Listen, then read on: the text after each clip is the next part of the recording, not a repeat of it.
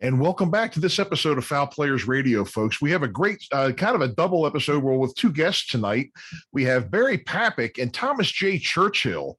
The two of them have worked together, Barry as an actor and Thomas as a director, in about 5 films together. Their latest movie, Amityville Uprising, is now available on Amazon Prime. So I urge you to check it out. It's a very good movie. I enjoyed watching it not too long ago. Thomas has got quite a resume. If you look him up on IMDb, he's directed probably close to about 25 movies right now. And Barry was a previous guest from about 2 years ago, I believe. Barry is actually my acting coach, as well as a very accomplished actor, and has coached lots of other people. He's coached, worked with people like Sean Connery, Charles Dutton, Sonja Sohn from The Wire, just to name a few. And we had a lot of fun talking about their latest projects that they've done together and some things that they've done apart, talking a bit about the filmmaking industry and lots of other things. So make sure you stick around for the interview. Thomas J. Churchill and Barry Papick will be right up right after these words. This is A.D. Adams, and you are tuned in to Fowl Players Radio with your host, Michael Spedden. Yeah, hi, this is David Simmons from DC Star, and I am just encouraging all of you to tune in to Michael Spedden's show on Fowl Players Radio and love the rock and roll of the past and the art of the future.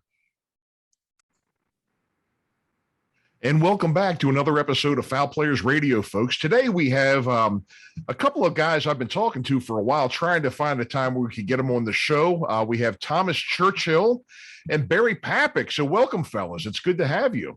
It's good to be here. Thank you. Thank you. It's nice to be here. So recently, and you can see this, Amityville Uprising is a movie that just came out. Now, it is the 5th movie that the two of you have worked on together. So tell us a little bit about that. I watched the movie and I enjoyed it. And I got to tell you, that guy playing the morgue doctor, excellent. Where did you find this guy? Tell us about casting. Great casting. He was this guy, Barry's a very dear friend of mine and hell of an actor. We've met, it's got to be over 10, maybe even 11 years ago. He was doing a radio show and I was a guest on it, and we kind of clicked, and we became friends from that and hung out and had some lunch, had some cigars. And then I think the first movie that we've done together was a film called Nation's Fire, which is actually getting a recut and will be re-released. I don't know what the new title is, but it's going to be kind of a director's cut. And Barry was, that was our first film together. And then he went on, we did Big Freaking Rat, he was in, The Stepdaddy, it's Amityville Uprising. And we've done, I produced a short film called Jack and Blue that he's in, and I feel like I'm missing another movie, Barry. Bensonhurst, not a movie but a pilot. Yes, there was another project that I produced that Barry was in as well, but I feel like there was another movie that you were in. I think you're right. Deborah. Oh, there you go. So 5 films and 2 side projects, and Barry is very gifted. We respect each other. He's such a professional, and I enjoy killing him off in films.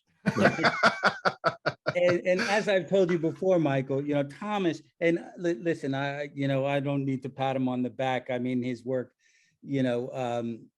speaks for itself. But Thomas is an actor's director. He knows how to talk to actors. So any actor who works with him is very comfortable. And, I've been really lucky, that, we found each other, and I've been able to do a lot of work with him. Yeah, I've watched a good number of the movies that you've had on, I believe, Amazon Prime. And I've enjoyed them. They're all good movies. They're well done. Stories are good. And I like some of the people that I've seen in the movies, besides Barry, of course. I saw, Bruce Dern. I think it was Lou Ferrigno Jr. Well, you could tell he's his dad's son, can't you? He's a wonderful guy. He's also one of the nicest people you'll ever meet. Yes. Yeah. Yep. And so you've been, you've got a resume that goes back well over 20 years here, looking at these things. So, tell us a little bit about where filmmaking started with you.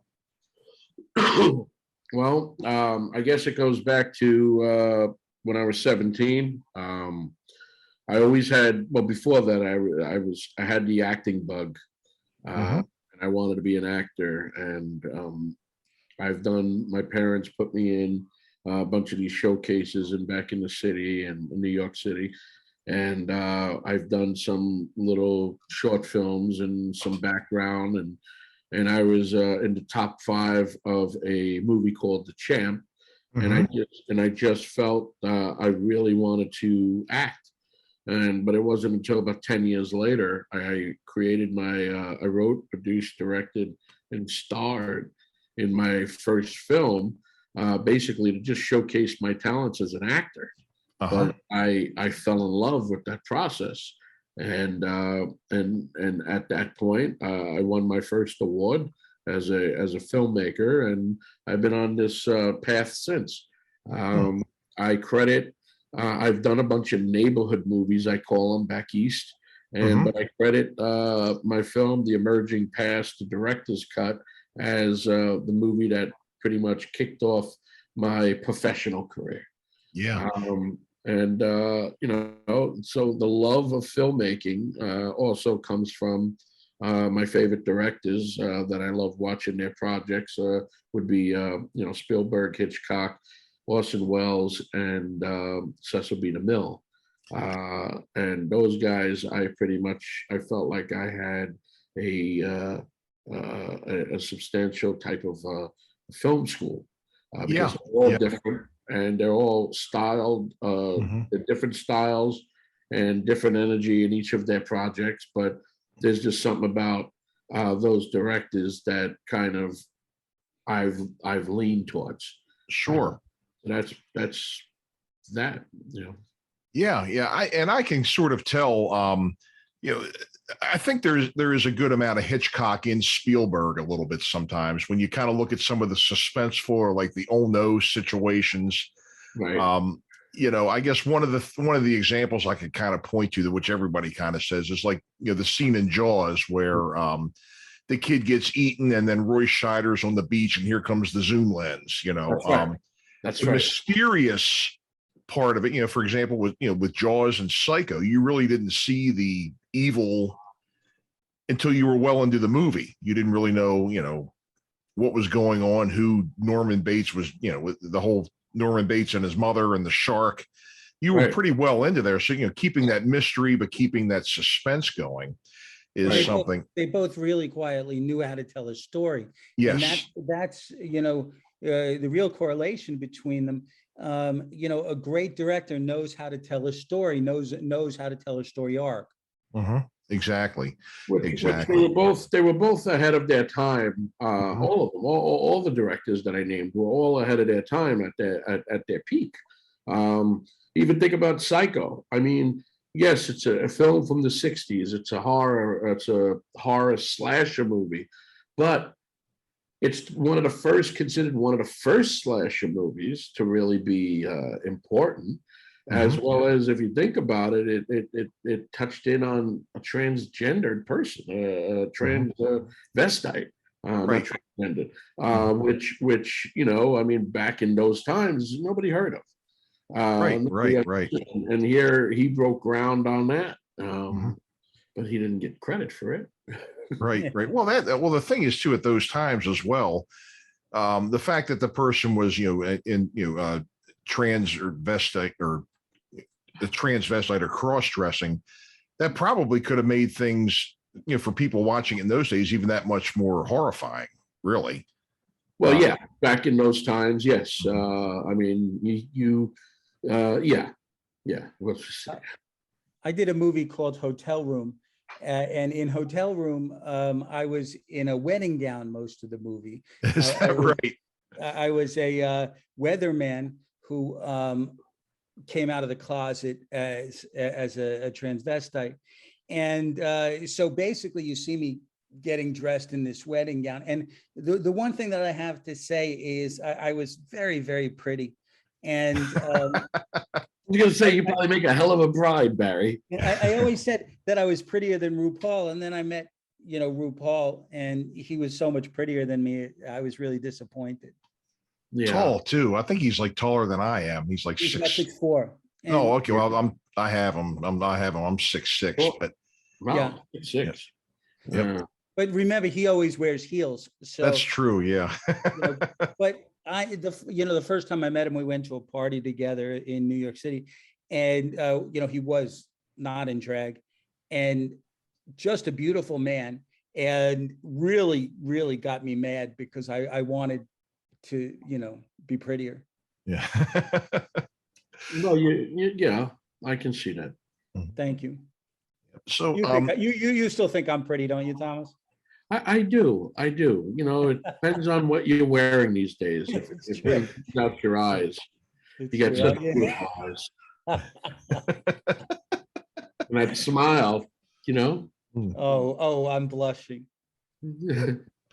Right. So yeah, having Barry on your sets, I mean, he probably brings a heck of a lot to the table, I mean, not only with playing the characters and everything, but I would think, how like a lot of times in baseball, they say, having somebody around, like somebody good to have in the dugout, with, the other actors and everything. I think that would probably apply here. Do you agree? All the time. I feel like having Barry on set, I also, I'm one of Barry's biggest cheerleaders. I don't have I'm not wearing my uniform right now, but I just want to say I am one of his biggest cheerleaders, and anybody that I speak to regarding whether it's actors or actresses, and the minute people are saying, do I know a good coach, or do I know anybody that I can recommend? And my go-to guy is always Barry, because I feel like when you go to Barry Papick, you're going to the head of the line and you're getting quality.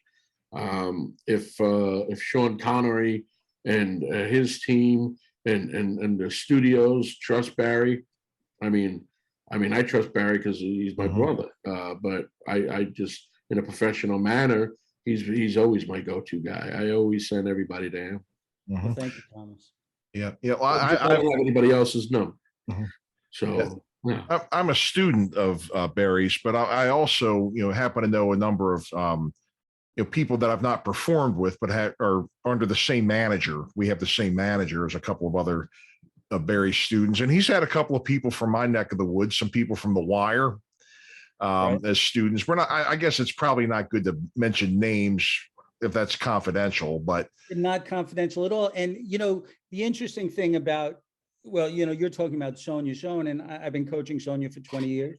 And she was on The Wire and should have been nominated for an Emmy, but the show was before its time. And she's doing the George Foreman story right now. And, and then I have a girl who is on As We See It on Amazon, which just got picked up for its second season, the same showrunner as Parenthood.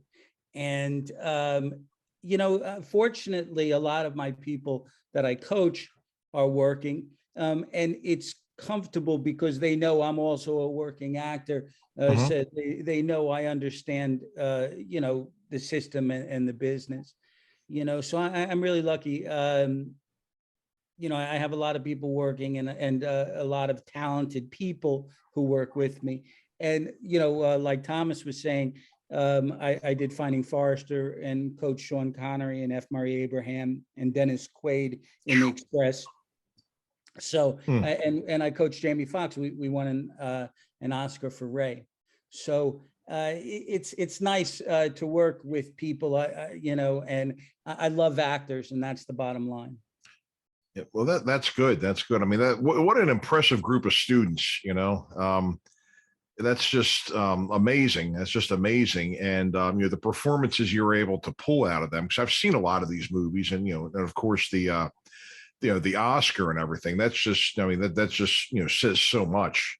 But let me just say, Jamie is such a we're talking about people who are extremely talented, before they enter my door. I coach RZA, who's the the head of the Wu-Tang Clan, and before he walked through my door, he was incredibly intelligent, incredibly talented. So, those are people that it's an honor to work with Rob Brown, who was, just finished 7 seasons on Blind Spot. Those are people who are really intelligent and a lot of fun to work with. Yeah, sure. So, where are you? Where are you filming most of your films, Thomas? Is there a particular area that you prefer, or do you have anywhere that? I like shooting in the back of the supermarkets. Just where lunch is there as well. It depends on the story and where it should take place. I mean, I filmed a lot of my films here, but that was supposed to be other places, and then we also went to other places to do some pickup shots, and we shot a couple movies in Wilmington, North Carolina. A movie called Checkpoint and the Rack Pack. Yep. We shot part of Nation's Fire in Florida. The entire movie is supposed to take place in Florida, so we did a pretty good job in faking it. The movie Devereaux was supposed to be in Louisiana. We shot it all here, but we did a great job in faking it. I guess that's what's good about filmmaking. You can do anything. I shot in Pennsylvania. I shot in New York. So again, it depends on where the story and the budget, obviously. If the budget calls for it, and we can be able to go and take advantage of some tax incentives, yes, I'm open to shoot anywhere. But it all depends on the character, the story, and the location, which would be a character in the story. Sure. And it should be said also that Thomas writes most of his movies, probably 99% of his movies. So a lot of the movies, it's not just that he's directing it, he's the writer. I mean, he's pretty prolific. Thank you. I just did right after Amityville Uprising came out through Lionsgate. I was grateful that my first drama that I produced and directed. I wasn't even supposed to direct the film, and it ended up falling on my lap. And I'm very proud of what we did with it. It's some hard some hard concept of the film. It's some topics in the project that are very hard to listen and watch. But I felt like it was a story that needed to be told, and it gave me a chance to work with one of Barry's friend as well, one of our dear friends, Kyle Lauder again, who I didn't work with. I haven't worked with him since. He was in the short film that we produced, but Amityville Harvest, where he played the vampire. He's from Days of Our Lives, and he's a hell of an actor as well. So this movie I'm referring to just came out in April, called The Godfather Buck. And, I like what we did. I like what came out of it, and so it just, I wanted to do something different than horror, because I'm a thriller guy. I do thrillers, horror or action thrillers, but I wanted to do something completely different. And again, I was just supposed to produce the movie, and it just fell on my lap in a godly way, in a spiritual way. And I was open to it, and I took the challenge, and I'm happy what we did. Yeah, I had heard a bit about, and I've been dying to hear about this, was the Big Freaking Rat movie. Waiting to hear about this. Is it available in the United States yet, or will it be? It will be available very shortly. I think it's coming out through either Grindstone or Lionsgate. Okay. But it did amazing in Europe, in Germany, where they I think it's called The Big Bad Rat in Germany. And someone told me that they bought a brand new copy of it on eBay. Oh, But it's in English, but it's got German subtitles, and then you can watch it in German, which I thought was fantastic. So that's a film that is pretty much how I call it. It's a creature feature, but it's a fun film. It's not supposed to take itself serious. Where I read some of the reviews, and a lot of people loved it. A lot of people just thought it was like, "What the hell's going on?" But it's you can't. It's such you got to watch this movie and what is it? What is the expression? Extend disbelief or whatever. suspension of disbelief. Yeah. Yeah, because number one, it's called Big Freaking Rat. So if you're watching a movie called Big Freaking Rat, you know that it's about a big freaking rat, and it's a tongue-in-cheek horror, comedy, drama, suspense. It's basically Jaws meets Friday the 13th with a rat. Oh, okay. And it's so much fun. The first time I read this script, I was just laughing. It's real tongue in cheek, and it's just a fun movie. It's a popcorn movie. Okay. Yeah, it's not supposed to take itself serious, and everybody that put out these weird reviews, it's like, bro, you're watching a movie called Big Freaking Rat. You're supposed to have fun, Right. I wanted to do something like a throwback from the 80s, Sure. When VHS was booming with all these direct VHS horror movies like Chud and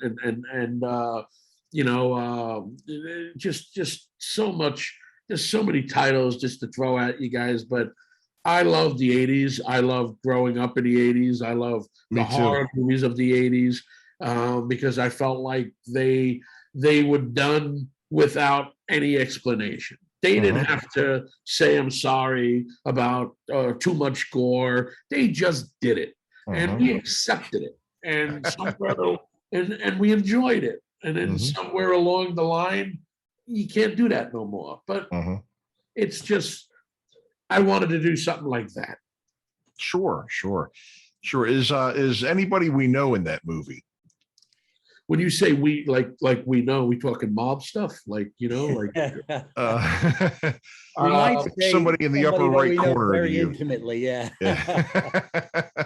But I had a lot of fun. It has horror icon Felissa Rose, Dave Sheridan, Scott King, Barry. That's where I was going. Vincent Wood, Rachel Scott Rowe, who actually, it's funny, Scott and Kelly Ryder, who are also in Scott Rowe and Kelly Ryder, who are also in Big Freaking Rat, are also in Amityville Uprising. Okay. Along with Barry, and just great actors. And I wanted to do something fun. Like, again, I did my own Amityville trilogy. No connection to the house. I just wanted to do something different, and it's all about the story. The first one's about a vampire. Amityville Harvest is a vampire. Amityville Moon's about a werewolf. Amityville Uprising is about zombies. So original title was supposed to be Amityville Rising. So when you put all three together, it should say Harvest Moon Rising. Oh, okay. And it's telling a story in my universe about, what if this took place?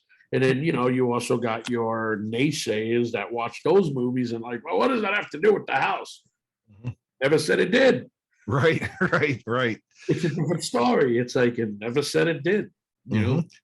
Right. I was going to ask that because I guess, you said you grew up in Brooklyn and Queens, and Amityville isn't particularly far from there, is it? Long Island, right? Long Island, yeah. That's right. we actually shot in all three movies their authentic Long Island and New York scenes in those three movies. So one of the things when I was approached to do these movies, and they asked me if I can create an Amityville movie, I was pretty excited about it. I'm still excited about the three that we did. And one of the things that I didn't want to do is do something that's cliche, or if you watch all these Amityville movies that pretty much come out of the woodwork. I mean, there's some titles out there that just don't make sense, has nothing to do with anything. And their Amityvilles are like Compton or Florida, and it's like no. So I didn't want to do that, and so I made it a point that we were able to find some money in the budget to actually go to Long Island and do some pickup shots and some things. There's a movie that's coming out too called the Salem Chronicles. Did the same thing. Went to Salem, Massachusetts, and shot a lot of scenes in it. So I just want things to be authentic, especially being a New Yorker and telling a story about a New York neighborhood. I didn't want to cheese it out or let down any sort of fans of. Although I would suspect that Amityville Compton is a very interesting film. Well, I'm not going to say any of those titles because I don't want to give those guys any credit. I don't know them, but they are confusing my movies with their movies. Right. Just stuff that's just when you read it and you read the titles and you're like, what? How is that even possible? Yeah. That's very funny. You can come out here and do one, Amityville, Maryland. There you go. Amityville, Baltimore. There you go. I like it. There's something this one I'll throw out there because I just found the title so ridiculous that I'm interested in actually watching it. It's called Amityville in Space. And it's about, is that right? It's about the house is like a spaceship and the house goes into space. And I just said, how ridiculous is that? And if I find it, I'm going to probably watch it. The book was fascinating. There was a movie out there called House Shock that some people I know made the movie, and it's take the Jaws premise, and everything happens in this house. The shark comes out of the toilet. The house is half under the water. There's a shark going. It is so ridiculous, campy. Isn't the word, but fun, camp fun, ridiculous fun, where you're never going to get your 90 minutes back, but it's just something that you can turn around and somebody says, hey, did you ever see that movie? You're like, I did. And I have seen some comedy / horror films that at the end you say, God, I wish I got my 90 minutes back. And you and I went to a couple of those premieres. I've been in those. Absolutely. I won't mention names, but there are a couple just really, really bad films that at the end you sit there and you go like, God, did I just waste 90 minutes of my life? You keep thinking back and you're like, man, I wasted 90 minutes. But you know what? If I didn't come here, I wouldn't have went to Sizzler. Which is exactly true. And you're like, oh my God, we had Sizzler. Oh God. Not as good as Sizzler, but life, what are you going to do? Yeah. I was wondering too, you had mentioned, some of your favorite directors, and I guess, we've all, experienced the 80s. We're old enough to remember the 80s. And, and that seemed to be like a real cornucopia of horror right there, because it seemed like, all kinds of genres just really branched out. It seemed almost like, an explosion, especially with, I guess, kind of like how with all the streaming services now, there seems to be this uptick in filmmaking again. And it seemed like, basically before, cable was really there, you had, what the studios were doing and then what was on the movie of the week, the made for TV ones. Then cable came out that seemed to, kind of branch things out even more. What were some of the favorite, did you have any favorite horror movies from the 80s that you particularly remember, or anything you were fond of, or anything that maybe stuck with you? That could be for both of you. Both of you can answer. I'll let Barry go on this one. Yeah, well, I wasn't born until the 90s, so I knew it's a little harder for me. But the first one that comes to mind, of course, and I saw this when I was 7 years old, and I didn't sleep for 2 weeks, was Rosemary's Baby. And not the 80s, but it's okay. What's that? It's not the 80s, but it's okay. That's right. But you know what the interesting thing about Rosemary's Baby was? And yeah, of course, I was 7. The movie was much older. But but it was 7 in 1987. I know that. No, I wasn't born until the 90s. But thank you. I've had a very rough life. But the thing about Rosemary's Baby, and Thomas alluded to this before, is you never see the baby. The whole idea of the movie, the fear of the movie, is what could happen, not what does happen. And so I think great horror films, have you sitting on the edge of your seat. Yep, I agree.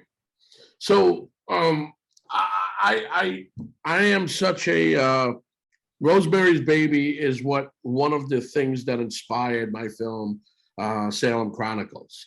And I wanted to do that in the, kind of in the scheme of things with Rosemary's Baby. But the movies from the 80s that I grew up with, because I was just born then, is the Friday the 13th.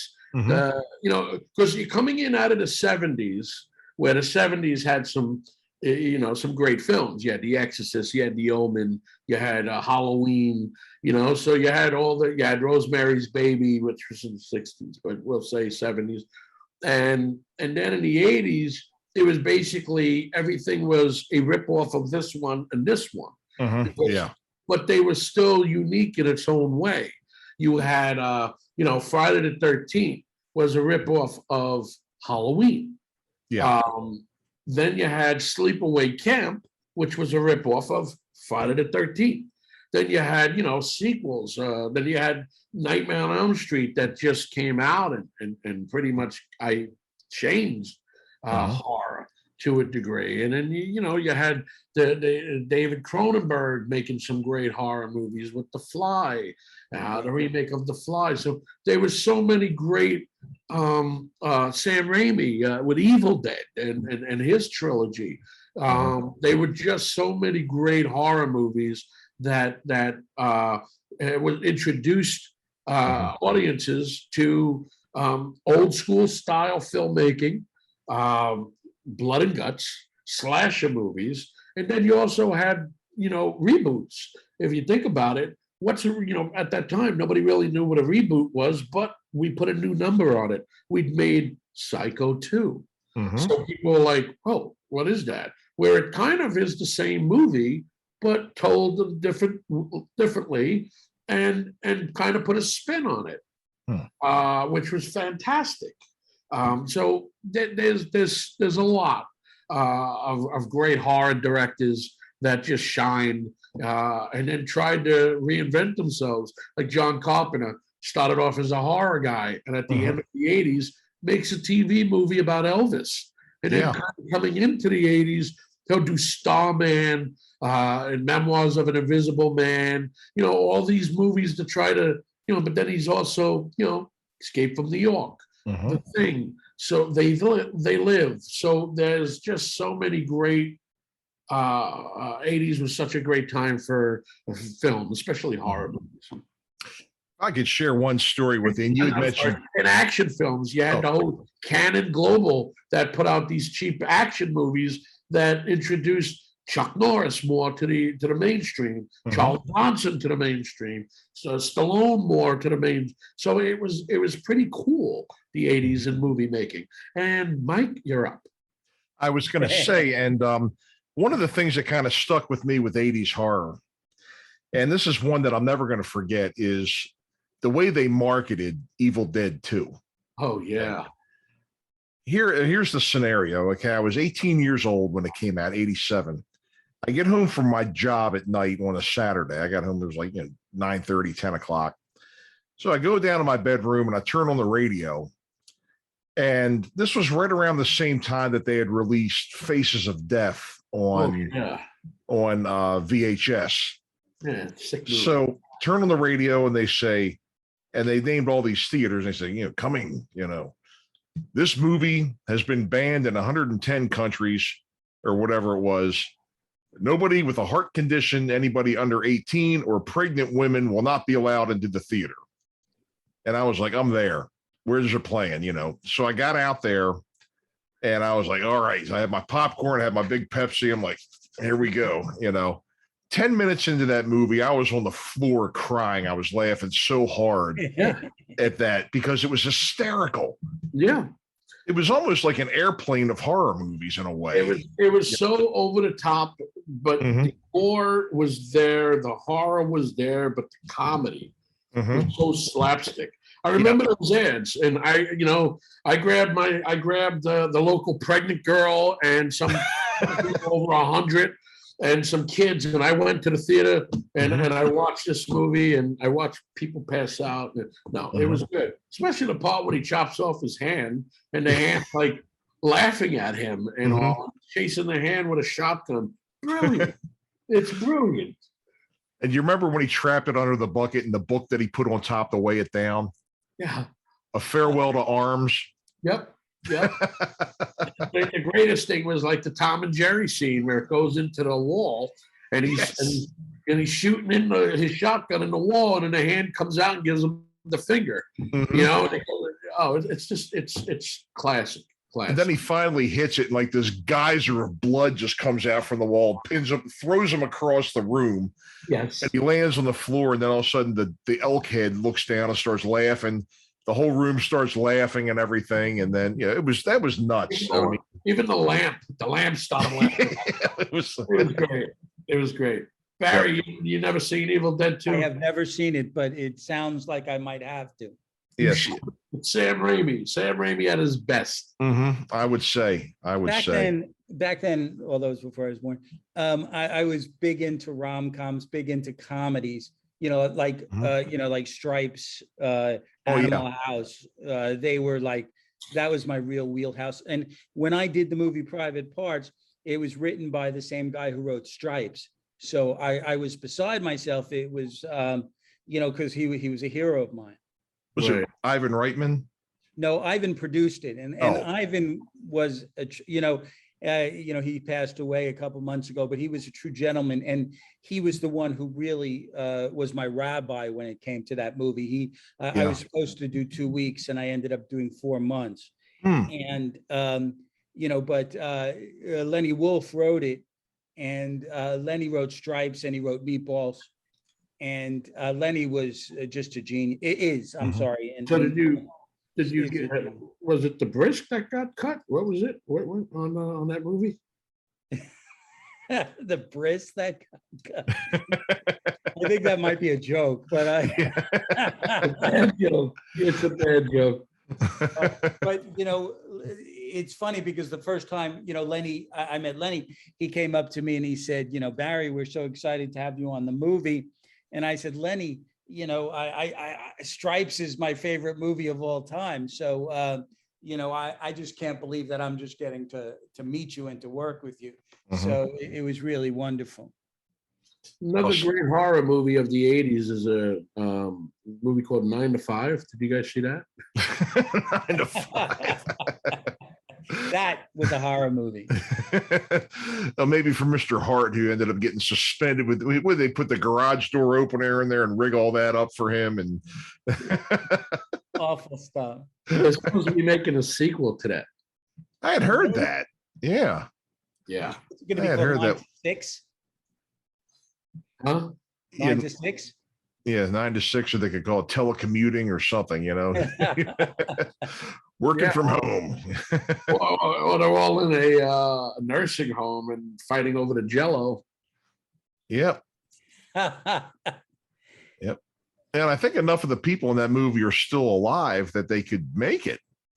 Yeah, I think all three lead. Well, I think Dabney Coleman's still. No, he just died not too long ago, right? Right. And but Dolly Parton's still alive. Yeah, the other three are in there. They're either in their late 70s or early 80s. I think Jane Fonda's up there in her 80s. Yeah. Maybe even late 80s, early 90s. Yeah, Lily Tomlin and Jane Fonda are on that show together. What is it about? Oh, Frankie and Johnny, I think. Yeah, it was like, I knew the show was Names, but I forgot what it was. It's on Netflix or something. Yeah. So they're still around, and they're still sharp. And Dolly Parton is still active, so I don't see why they couldn't get the three of them. And she still looks like she's 20.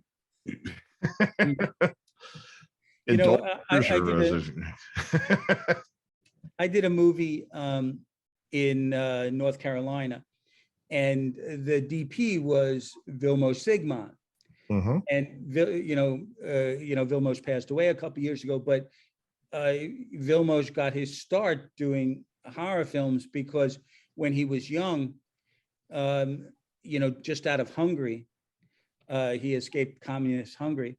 Nobody would hire him except these $100,000 horror films. So Vilmos ended up winning. He did Deer Hunter and winning an Oscar for Close Encounters of the Third Kind. And real genius and a wonderful, wonderful man. I worked with him. He was 89 years old when I worked with him. Wow. And still had one of the most incredible eyes you've ever seen. Always knew what to shoot, how to light, and where to shoot. Really terrific man. That's awesome. Yep. I was on a airplane. We were stuck on a plane in first class in Delta going from Atlanta to Los Angeles, and he was sitting next to me, and I must have talked his ear off about his movies, for the 6-hour flight. I'm sure when we landed, he was like, "Thank God." Was he like the old lady from Airplane where you saw the feet hanging from the or was it the guy pouring gasoline on himself? Or he was ready to run. Yeah. But what a genius! And we shot a movie called Bolden together, and he was a really, really terrific guy. And by the way, there's a great documentary about him and Lyle Kessler, who was his best friend, and it's called No Subtitles, Please. And it's a really fantastic documentary about the life of Vilmos Zsigmond. Did that movie Bolden ever come out? Excuse me? Did Bolden ever come out? Bolden did come out, and Bolden is, Bolden was shot over 12 years and was the most expensive independent film ever shot. But the thing about Bolden was the first 7 years was with one lead, and the director decided that wasn't the lead he wanted to use. So he went back and he shot again with a new lead. So the film itself took 12 years to shoot, but it's exactly what the director wanted. It's not a biopic about Buddy Bolden, who invented jazz, or some people say he invented jazz. It's much more about the psychosis that Buddy Bolden was going through. Buddy Bolden died when he was 32, and there were actually no live music, although Louis Armstrong says that Buddy Bolden invented jazz.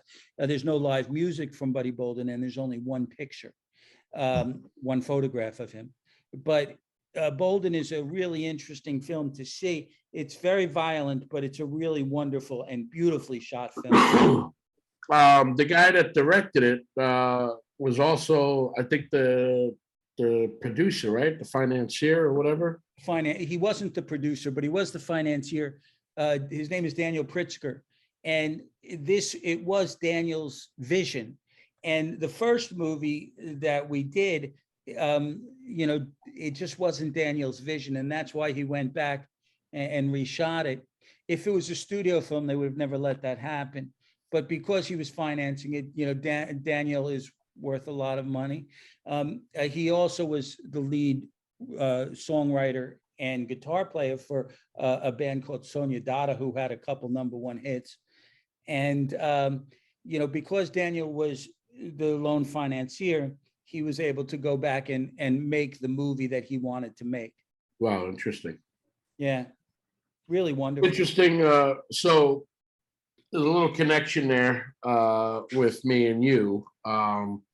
So they shot that movie not at the studio. They created their own studio at one point.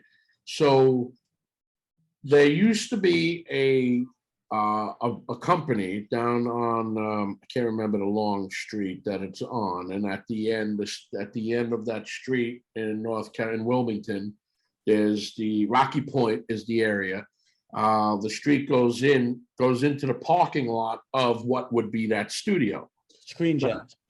Well, yeah, no, but that when they Screen Gems is in there, but Bolden, he created his own stuff that used to be it was a tremendous warehouse that they used to make sailboats. Interesting story. So that company went out of business. Then there was a pharmaceutical company that was in there, and I worked there. Wow, that's amazing. So I know exactly the building. And when the guy that was my boss that worked there pretty much was the guy who put his foot in my ass and kicked me into doing what I do. He was also from New York. He said to me one night, "Tommy, what are you doing here?" And I said, I'm working. He goes, "No, you're a filmmaker. What are you doing here?" And I said, "Well, I've been a filmmaker most of my life, but I'm still have to support myself." Got to feed the kids. He said, "What are you doing here?" And I said, "Medical?" And he says, "No." He goes, "This is what I'm going to tell you to do. I'm going to go and get your retention package. I'm going to give it to you.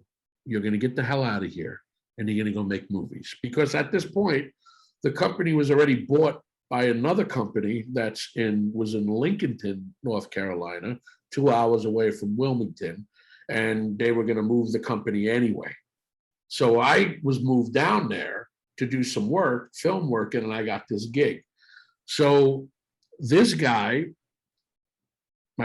Joe, I'll say his name is Joe, forced me to let go and make that leap of faith. And what I did, and one of the things I did in return is when I did Checkpoint, I had Checkpoint written in my head when I was living down there.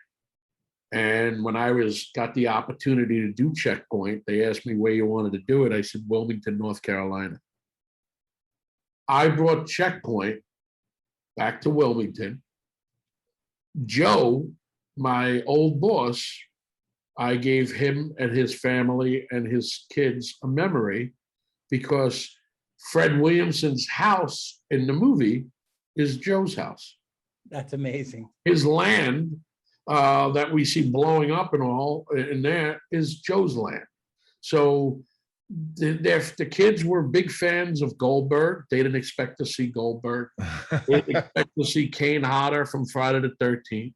They were big fans of there, and they got to meet all these celebrities at the time, and I gave that back to him. And we got some other little business we're doing, him and I. But the point is, I don't forget. And I didn't know why I was in Wilmington. I was with, and I ended up being there. But everything's for a reason. I had to go to Wilmington to realize the woman I was with is not good for me, and to get out of that relationship and let go of the bar and take the leap of faith to what I'm supposed to do. And it was told to me by another New Yorker who moved to Wilmington. So when I went back to Wilmington to shoot Checkpoint, the building, the pharmaceutical company was gone. but they were making Bolden. They did the first version of Bolden in that studio, in the buildings that I used to work at. That's So, amazing. Yeah, You know, and- Wilmington's an awesome place too. I've I been love there. Oh, My it's a sister-in-law lives fantastic- there, so a yeah. great place to shoot. Mhm. You know, Dino De Laurentiis is the one who built Screen Gems, you know, at that area. So it was just Screen Gems used to be, before all the Atlanta studios, used to be the largest studio east of Los Angeles. Yeah. And, you know, it's just, they shot Dawson's Creek there and, you know, a lot of other television shows, and it was just a great place to shoot. there's an interesting story about Screen Gems that I learned when I was living there. So Dino De Laurentiis went down there to shoot the movie Firestarter. So Firestarter, if you remember the original movie with Drew Barrymore, the whole ending of the film takes place on this farm.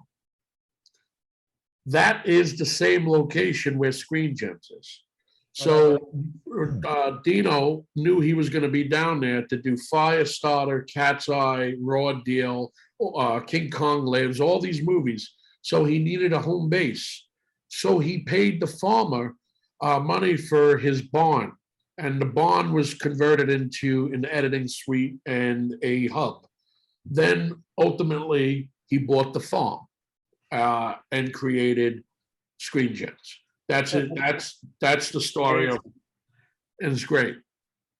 Because I was living in Wrightsville Beach and working in Wilmington, and I mean, what a great existence that was. It was a lot of fun. Mhm. Yeah, Matlock was the first TV show to be shot down there. And then after Matlock was Dawson's Creek, and then One Tree Hill, and then Eastbound and Down. And then the recently, we were shooting Eastbound and Down was also shooting. right. Recently, Halloween Kills and Halloween Ends were just shot in Wilmington, North Carolina. I love that place. Yeah, me too. I would go back in a heartbeat and shoot more movies there. It's just got this beautiful texture, great location.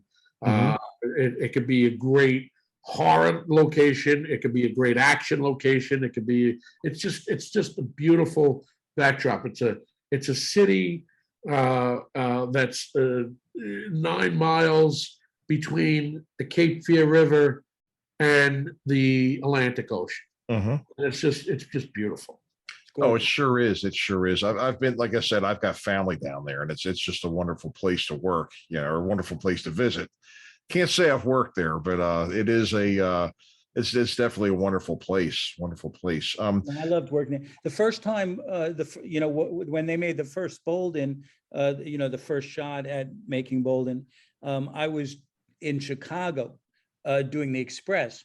And the director of Bolden called me because I had two of the girls who were the leads in Bolden were both students of mine. And he said, would you be interested in coming here and doing this? And I said, I can't, I'm in Chicago for the next 5 months doing the Express. And then a couple of years later, he called me again and said, we're going back and shooting more. And then I started working with him and ended up working with him for the next 7 years. Wow. Yeah, interesting. I wanted to ask this question too. When it comes to music nowadays, there are a lot of artists that are releasing material, and the CDs are pretty much dead. They're selling the files electronically. You can buy the file, where you're paying pretty much the same as what you would pay for a single, or an album, pretty much at the same album prices that have been constant for about 40 years, truthfully. Now, when it comes to, but then there's also this option you have for streaming, where it may be on YouTube and you may get listens, or it may be somewhere else and you get listens and you get like 1,000th of a cent or something like that for each listen that you get that way. And that hurts a lot of people. It hurts a lot of people that way because, you're really not getting that much money for it. Does the same thing happen when people stream films, or is it different? You can take this one, Thomas. Thomas would know this much better than I would. Well, there's just music. Music is amazing, but I feel like they don't have. It's too easy to access for them, the same way as it is Okay. for the movies, because there are pirated sites that movies will be on. The other day, someone showed me a pirated site that had my films on, and I actually smiled. And they said, "Aren't you're not making money on this?" And I said, "Well, it's not. I'm smiling because my films are that important that they wanted to pirate, So I felt honored that I was part of all these big studio films, and my films were there. And I mean, yeah, of course you get pissed off, and it's like, damn it, I mean, it's taken away from us. But the internet is such a fantastic tool, but yet a scary tool. And absolutely. There's certain things that you can regulate, and then just there's things that you can't. And the things that you can't, there's people out there. Just like, think about car theft, people stealing cars, right? You have these anti-locks and all this stuff to do for your car. But then there's a company out there that will teach how to get rid of that, how to get past that. So there's always a bigger fish. Right. Right. If you lock your keys in the car, there's a Slim Jim. Slim Jims, you can pop open your car. So anybody. So it's access to whoever, and whoever's got the money and risks it. So it's the same. I mean, movies, there's so many avenues out there for films to be released. DVDs, Blu-rays are still pretty popular, not as popular as it once was, but it's not a dying breed, as we learned that people still would go to a red box and pull out a movie, which is, now Redbox is doing streaming as well. But that's what happened with Netflix, if you think about it. And it all goes back to like that song, video killed the radio star. So everything at one point, the new technology kills the old technology. 35 millimeter porn back in the 70s. You were only able to go see, I never did, but you would only be able to see it in a movie theater. Then video came out and killed that whole genre to a point. It killed it and made it bigger. DVDs killed Laserdisc. Blu-rays killed DVDs. Digital streaming killed all of it. Netflix killed Blockbuster. Because Netflix was doing the same thing, mail your movies to your house. But then they said, hey, we can do this online. And they just blew up. So there's unless there's some sort of official way where it's guarded, and you would have to still go through the red tape of whatever, it's always going to be like that. It's going to hurt the business. It's going to hurt the artists. It's always hurting the artists, because the artists get screwed. They get paid, and then they expect to get more, but then it's already out there. Sure. It looks to me, I'm looking at your IMDb page. It looks like you had 1, 2, 3, 4, 5. I guess you didn't get the memo there was a pandemic going on in 2020, huh? Did you have challenges with filming? I guess you probably did, huh? Yeah, it was hard to look through the lens with a face mask on the lens. So, yeah. No, it was, Barry can state, we took all our precautions. We were all tested. We all got tested on set. We all were, there was areas that we put the cast. The way we handled the food was different. The way we had a medical, a COVID specialist on set who checked everybody's temperature at certain times. So we took all these precautions. We didn't. It was hard. It was hard to do. But yet I was grateful, and it's going to be crazy what I'm going to say right now because I just said it in my head and I realized what it's going to sound like. In a matter of 12 months, I did 6 movies in 12 months, and it's unheard of, and it's exhausting. But I was grateful that I had those opportunities to do. Whether I'm a work for hire, but still that I was able to do 6 more films. Some people don't even get that chance. Some people don't even get that opportunity to do one. And I just feel blessed and grateful each day that I get to do what I do. Sure. There's nothing like it. There's nothing like it. What's the old thing? If you find what you love, you never work a day in your life, right? And that's great. It's like the guy who sweeps up after the elephant, and they go, well, why do you do that? And he goes, I'm in entertainment. Yep. Funny. Barry, it can't be done. You got to understand that with elephants, it just can't be done. Yeah. You can't look in an elephant's butt without a step stool. Can never.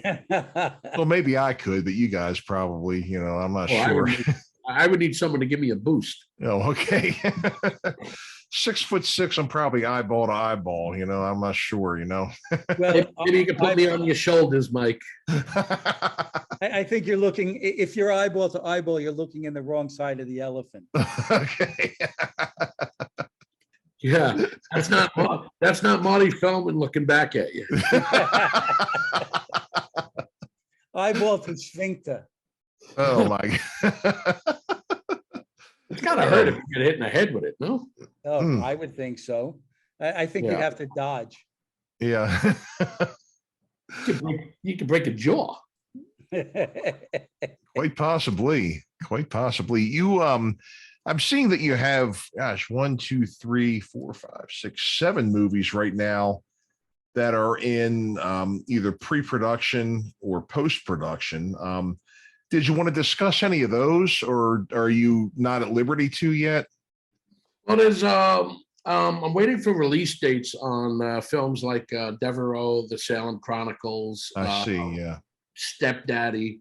What else? And Night Carnage, Big Freaking Rat. What's funny is I did Big Freaking Rat, and then I did the Amityville Harvest, and the Amityville Harvest came out.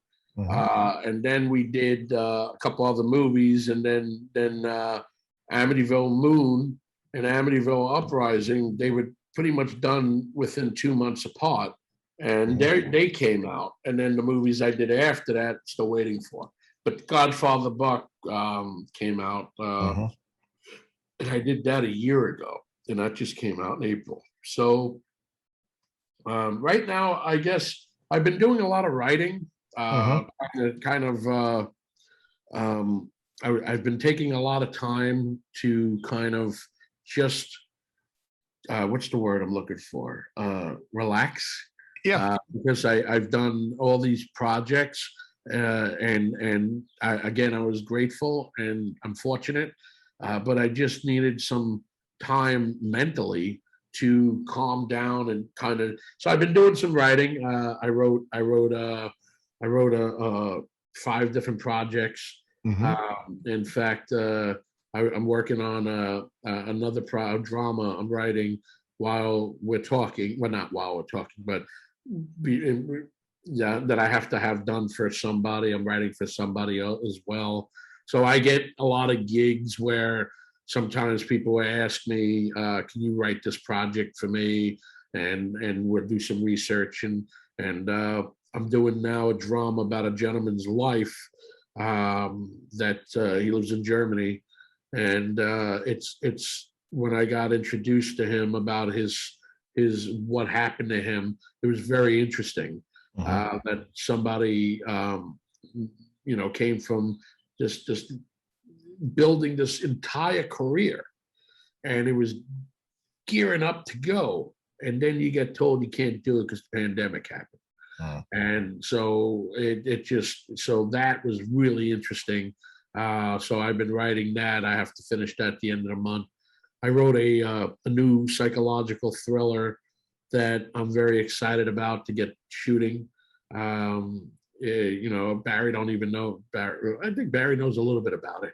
A movie called Ghost Rider. And then I got my action thriller, Bring 'Em Back, that we're gearing up to do, and my Maryland movie. So the next phase of my life, I want to do a lot of the projects that have been pushed to the side to do work for hire movies. So I want to do, not saying that those movies didn't mean anything to me, because they did. I just want to do things that's going to set me up to move forward to collect the trophy, because that's Sure. At the end of the day, my new goal is I want some Academy Awards, and I threw it out in the universe, and I within 5 years I want to be there, and I want to win something, whether it's my films or writing or so. Sure. That's what I'm working on. Me too. Yep. I have a question for both of you. I know it Barry's looks like date.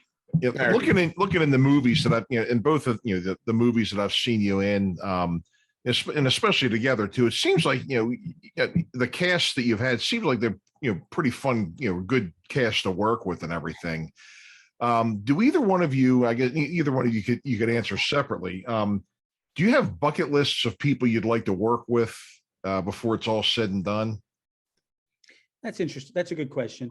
That's a great Yeah, I mean, I think I've been really blessed that I've worked with Pacino.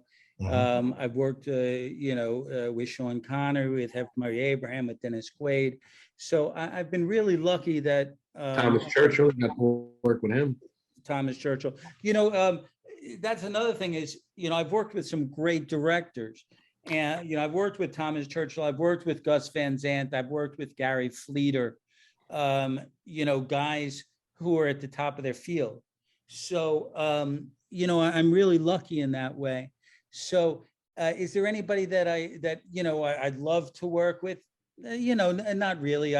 Alec Baldwin's one of my best friends. I'd love to do something with him, and I think it'd be great to work together. And we've talked about that. But there's nobody that I'd really, that I really yearn to work with. I love. I just love working with actors. I love actors. So anybody is really great, as far as I'm concerned. I guess I'm kind of in the same boat with Barry, but I would add, I want to work with actors that's going to challenge me as a director. Not in the diva way, or Yeah. But I want to work with like I got working with Bruce Dern was just amazing, and we had some great conversations and great time going out and having breakfast together, him and I, for a little bit. Working with Gil Bellows was pretty cool, pretty sweet. And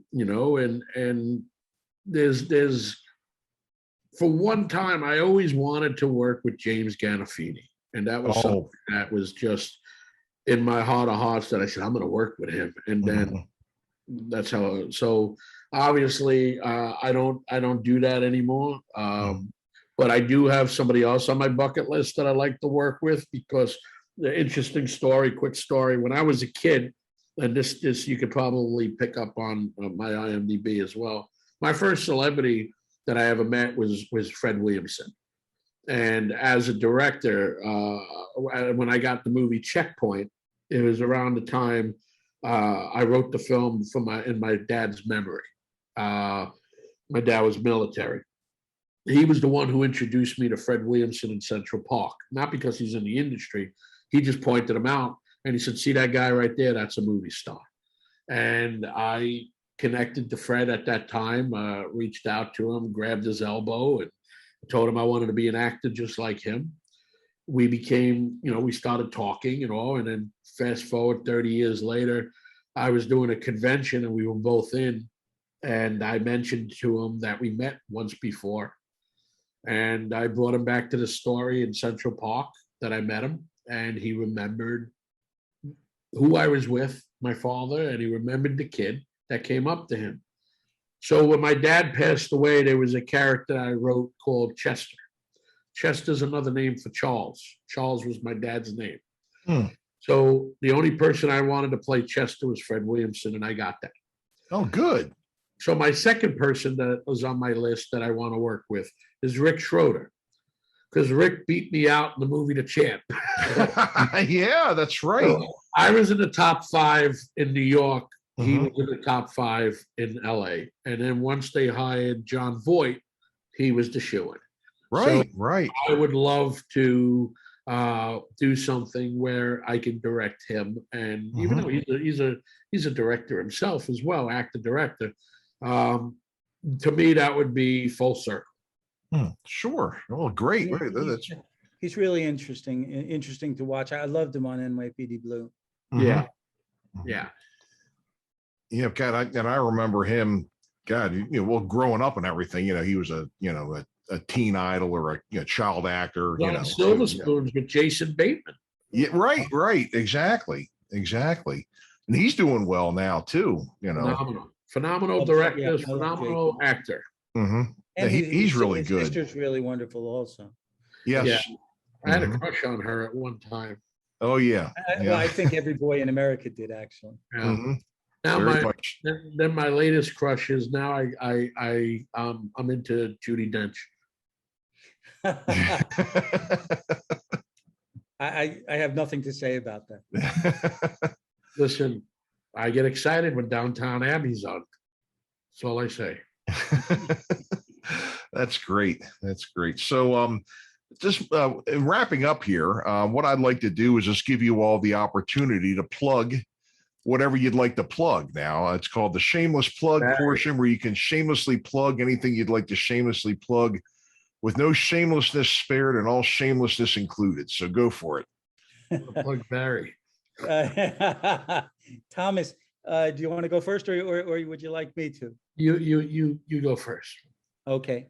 I'm doing a radio play, which I'm really excited about, with Open Door Production, called Breakable.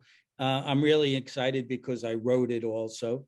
And playing the lead in it. And we're doing it. This is the second radio play I've done with Open Door Productions, and they're really great.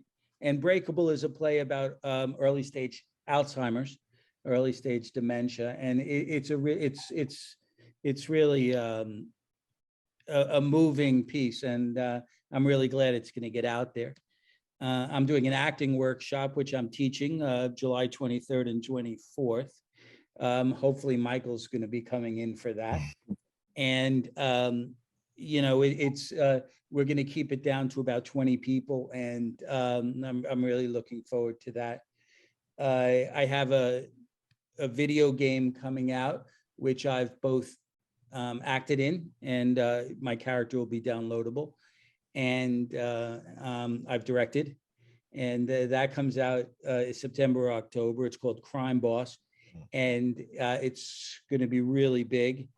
Did they paint your head yellow and have you chase dots around the room, or was that something like that? And we have a bunch. We're doing motion capture. We have a bunch of movie stars in it. It's the first video game where you'll have 7 or 8 really recognizable people. So it'll be really fantastic to watch. And most importantly, soon you're going to be able to see the big freaking rat in the United States. You could see it now in Europe. It's a great script that Thomas wrote and directed, and I'm really excited about it. I play a mobster in it, and it's a lot of fun. So that's pretty much what I'm doing. And if you're interested in the workshop, it's bpapick@aol.com. We're going to have some great, great people, participating. I have people on television shows, in major features. One of my students is in Fantastic Beasts now, and she's has a 5-picture deal. One of my students is in a movie called Heart of the Lion, which is the George Foreman story. She also has a pilot coming out, and another one of my students is on As We See It, which everybody should go to Amazon Prime and watch. The first 7 episodes are already out. The second season has been picked up, and it's really fantastic. It's really moving. I can't watch too many of the episodes at one time because it's so moving and so powerful.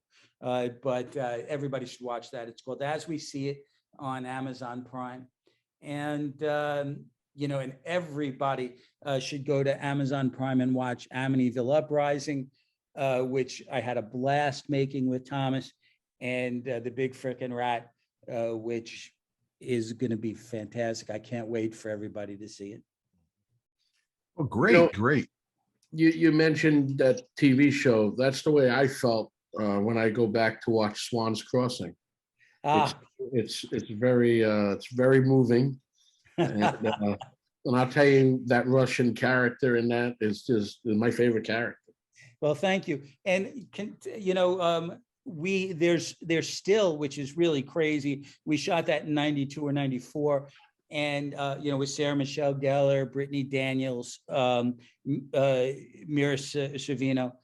And there's still huge fan clubs for Swan's Crossing. And we did 65 episodes, of which I was in 61. And it was a lot of fun. And there's fan clubs on Facebook and fan clubs all around. And if you get a chance, go back and watch Swan's Crossing. It's a lot of fun. Yeah, I have to say I'm part of the fan club. We meet every other Thursday at the Starbucks down on the. Yeah. So, Barry's fantastic in anything he does, and as much as I love this guy as my brother, he is my brother. And it's a privilege that that he's my friend. That I can have this guy as my friend as well, and I'm honored. And not only is he talented, he's such a sweet, dear man. And what's crazy is growing up in the 80s and watching all these movies, and then you turn around and all of a sudden 30 years go by and you realize most of your inner circle, close friends, are people you watched on TV or in the movies. And I just found that out really recently. A couple of years ago, I was at doing a convention, and a friend of mine came up to me, and he was just watching because he hasn't seen me in a few years, and he's watching me sign autographs and all, which to me is still surreal that I do that. And then he saw, Kane Hodder and Tony Todd, Stephen Jeffries talking to me about, just like at lunch, hey, Tommy, you want to go here? We're going to go here. You want to go here? So I said, yeah, I'll meet up with you guys. So then he turned around and he's like, bro, he goes, do you see what your life? And I said, what? He said, you're hanging out with Jason and the Candyman, and you're talking lunch. These guys are talking to you. I mean, he goes, this is just mind blowing to me. And I said, oh, and it didn't connect until half hour after that. There was about an hour later. I'm sorry, we were at a bar in the hotel, and I was sitting with my friend Brad, who was Michael Myers in Halloween Resurrection. And there was a fight. This was in St. Louis, and there was a fight going on that Don King's people were at the hotel, and they gave out tickets. And there was one ticket left, and Tony and Kane asked me if I wanted to go, and I didn't want to leave Brad. So I said, no. I said, so they went. We're at the bar. We're watching the fight. Who's right there that I see is Kane and Tony ringside facing the camera. So I said to Brad, I said, look at these guys. I picked up my cell phone and I'm calling. And the guy next to me looked at me. He said, are you calling? And he sees Kane answer the phone. Yeah. Hey, Tommy, we're watching Kane answer the phone. And I said, how come you don't smile at a fight? He goes, you could see me? I said, yeah. And he goes, you should have came. It's a great fight. And he goes, Tony, I heard Tony says, you're missing a good fight, T. And I said, no, I'm actually watching it. I said, I'll let you guys go. And I hung up the phone. The guy next to me said, I can't believe you just did that. He says, you just called Jason. And I said, well, I didn't just call Jason. I called Jason and the Candyman while sitting at the bar with Michael Myers. And then he bought me a drink. And then as I took a sip, I realized that I was privileged to do that. And I was grateful to do that. And so what I'm going to plug is anything that people want to go see me and find and investigate who I am. I'm on Instagram under Churchill Productions. Facebook is under Thomas J. Churchill. There's tons of movies out there. Google me, learn who I am, become, follow me. I'm grateful. I'm grateful for people that are learning who I am, because at the end of the day, Mike, when I'm dead and buried, my mark is I want somebody to dissect my movies in film school. When the teacher says, what was Churchill thinking when he made Big Freaking Rat? And somebody would say, paying his bills? No. So I that's my goal, is I want to give back. I want to teach others, because I'm still a kid from Glendale, New York, who wanted to be in this business and got his wish. And I'm so blessed. I'm so grateful that I got friends like Barry, and that I'm even honored that you, with your show, asked me to be part of it. And I'm grateful. Thank you. Yeah. Well, I'm glad I was able to get both of you on together. Like I said, I really enjoyed Amityville Uprising, and the other movies I've seen you in, that you've done together. I've seen them all on Amazon Prime. Really enjoyed them, and I was just thrilled that you were willing to come do this. Thank you. Thrilled that you were willing to come. Barry sat in my movie and ate a kid's stomach out. I really want to make sequels with Barry, just going around eating up kids' stomachs. Which was wonderful, actually. But Michael, let me just say real quickly, I've been really lucky. I've worked with Pacino, I worked with De Niro, I worked with, but Thomas is a really exceptional director, and a director that people are going to be talking about in the future because of, not just the way he shoots, but the way he deals with people. And I've been really lucky to be a part of that group. Listen, I love Thomas like a brother, but also I respect the work that he does, and that's really an exceptional thing. I've been very lucky to not only be friends with a great director, but work with a great director and respect a great director. So Thomas Churchill is the real thing.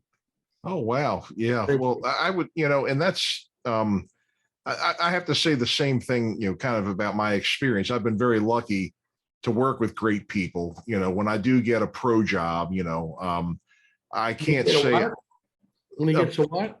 A professional. Michael is a very wonderful actor. Wonderful actor. Well, I'm talking when I'm not doing my local things. I do local work, and I also do network and stuff too. But when I get those professional jobs, I have to say that I've been very lucky to work with good directors, and I've had good co-actors, co-stars. And I have to say, by the way, thank you. And and I would have to say that, I've been very lucky to have been able to surround myself with the things that I do locally, with good people who look out for me, take good care of me. And I, like to think that I, take good care of them to keep them coming around, so that is such a big intangible, that's something that you really can't put a number on or put a price on, but when it's there, it's definitely there. And it's something that is just great, I agree. Me too. So, well, guys, thank you very much. Who do you have there, Tom? That's Oliver. He was whining, so I figured I'd pick him up and he could say hi to the world. Oliver looks a lot like my Barney. What kind is Oliver? He's a pain in the ass. No, he's a Chihuahua mixed dachshund. Okay. We have a Chihuahua mixed rat terrier. Same coloring, same look. It's the deer-faced Chihuahua as compared to the applehead variety. They're pretty close looking there. Yeah. So, well, very good. Well, thank you, Oliver. Oliver's incredibly smart, and at times he'll look at me, and I know he's judging me, which is a very scary thing. Uh-huh. He is, Barry. Actually, he was a fan of Swan's Crossing. Oh, well, then he's a very smart dog. It puts him to sleep. No, I'm kidding. Probably not only him. Yep. No. Yep. Well, guys, thank you very much for being here tonight. Again, we really greatly appreciate you coming to talk to us and spend some time. And, definitely folks go out and, which ones do you currently have on Amazon Prime? Me? Yeah. Wow.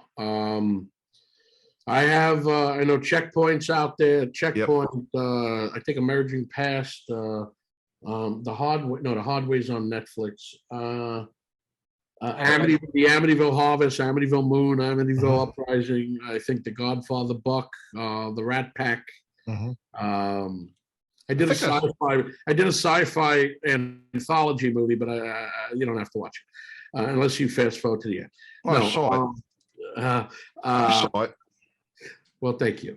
What else do we have? I think most of them are either on Amazon Prime, Tubi. There's a lot of streaming.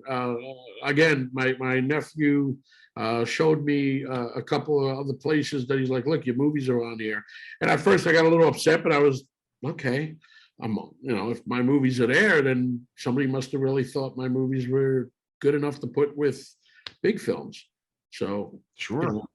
I guess the easiest way is just go on your home device and type in, my name and see what movies it'll tell you where to watch them. It could be on Apple, could be on Prime, could be on Tubi, Roku. So there's a bunch of things out there. Have a Thomas Churchill night. Have a Thomas Churchill week. We should get a channel, Churchill channel. Have a festival, a film festival. Exactly. Church Fest. Exactly. We could show all the movies of me and Barry did, and people can come like cosplay with all characters when they got killed. All Barry cosplay characters. Who got bit by a rat? We got smothered. See somebody walking around with a pillow over his face from Step Daddy. Oh my God, that'll be great. Zombie Barry. Yeah. I must tell Michael one quick story. Sure. We were hanging out one night, and Thomas said to me, I have this great image in my mind. And at the end of this film, it's a wrecking ball, and it comes down and it kills you. And I said, of course. Thomas only thinks of movies in ways that Barry Papick can die. Well, he's leaving out, Mike, that I wanted to do a spoof of Miley Cyrus with him naked on the wrecking ball swinging. And what I said was that I love that. I've always wanted to be naked in a movie, but it sounds like one day's work to me. Yeah, but we're going to open up a new movie with you getting at it. Remember, it'll be like the whole beginning of American Gigolo. We're going to see Barry get up out of bed, walking around the room, but naked. You know, Mm. I live for that. Mm. I was going to do a scene like that, but they couldn't strike a deal with Clorox to give out enough eye bleach with every copy sold. So, so It was just really tough to fit me all into one frame. yeah. it's awesome. It's an old joke. Needed an extra wide angle lens there, huh? We're gonna do it, Barry. We're gonna do it. Yeah. I'm looking forward to it. My tush should be seen around the world. I think so. Yeah, because you got that great tattoo on your left cheek. Churchill forever. The one that says "Wow." Oh well, if I bend over, it says "Mom." Yeah. If you do a somersault, it says "Wow." There you go. Right. I was talking about the one that's in the heart. It says "Church Forever." Oh. I don't want anybody else to see that except for you, Thomas. Hey, I'm honored. All right, folks. We've been listening to Barry Papick and Thomas J. Churchill here on Foul Players Radio. Make sure you check out their stuff. It's definitely great stuff and very enjoyable. And you can find it on Amazon Prime and everywhere else they said. So thank you all for listening, and we will see you all next time. Thanks a lot, guys. Thank you. Our pleasure. God bless.